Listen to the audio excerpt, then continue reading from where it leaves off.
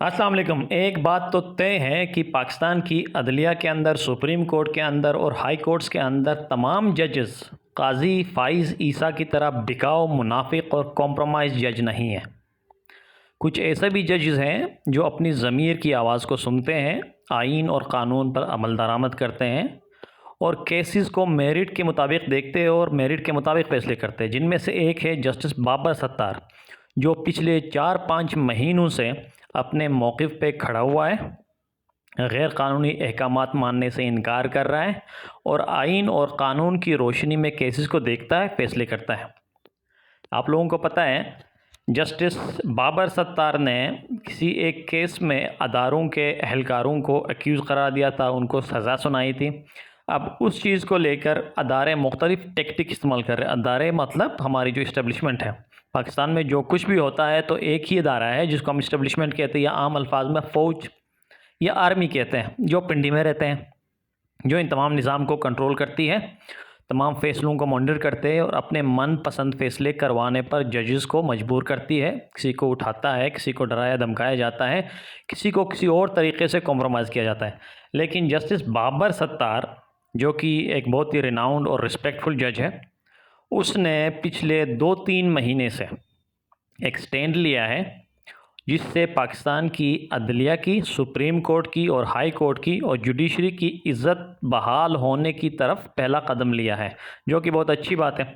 अब एक कुछ केसेस ऐसे हैं जो जस्टिस बाबर सत्तार बड़े सख्त अंदाज में और बड़े मुनज़्ज़म अंदाज में आगे चला रहा है और उसने कुछ अदारों के, ख़ास तौर पर जो सिक्योरिटी इंटेलिजेंस के अदारे हैं,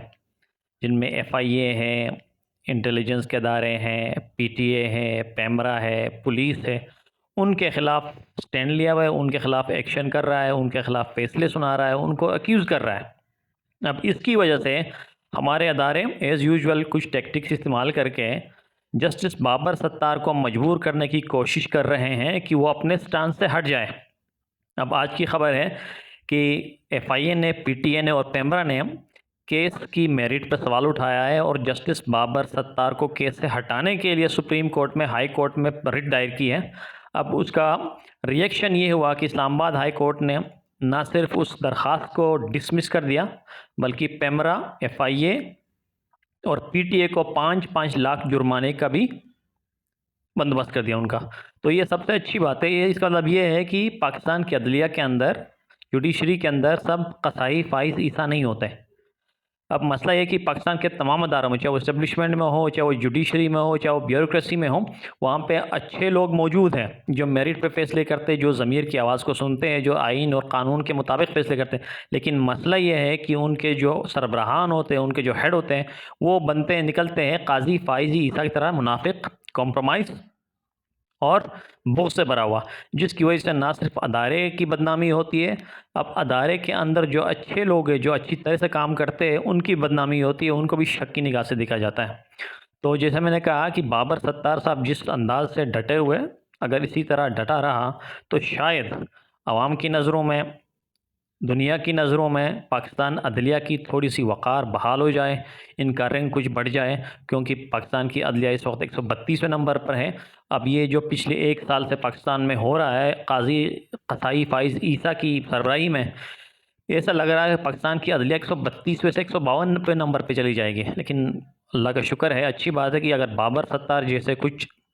लोग अदलिया के अंदर स्टांस लेंगे, आइन और क़ानून की अमल दरामद पे पासदारी करेंगे, तो शायद पाकिस्तान की अदलिया,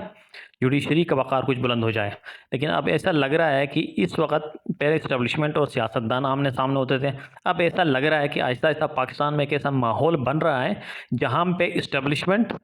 वर्सेस जुडिशरी, पिंडी और इस्लामाबाद, इनका आमना सामना होगा और ऐसा लग रहा है, ऐसा होने वाला है। और ये प्रेडिक्शंस भी की जा रही है कि आइंदा जो फेस ऑफ होगा, ये अदलिया और इस्टेब्लिशमेंट के बीच होगी। अब देखना ये है कि किस में ज़्यादा ज़ोर है, क्या बंदूक वाले ज़्यादा ज़ोर दिखाएंगे या अदलिया अपना स्टांस पर कायम रहेगी। क्योंकि आजकल जो जजेस के ख़त के ख़िलाफ़ जो केसेस सुनाई जा रही है, उससे ऐसा लग रहा है कि अदलिया के अंदर थोड़ी सी गैरत आ गई है। शायद ये अपने जो गुनाह है, पिछले इन्होंने जो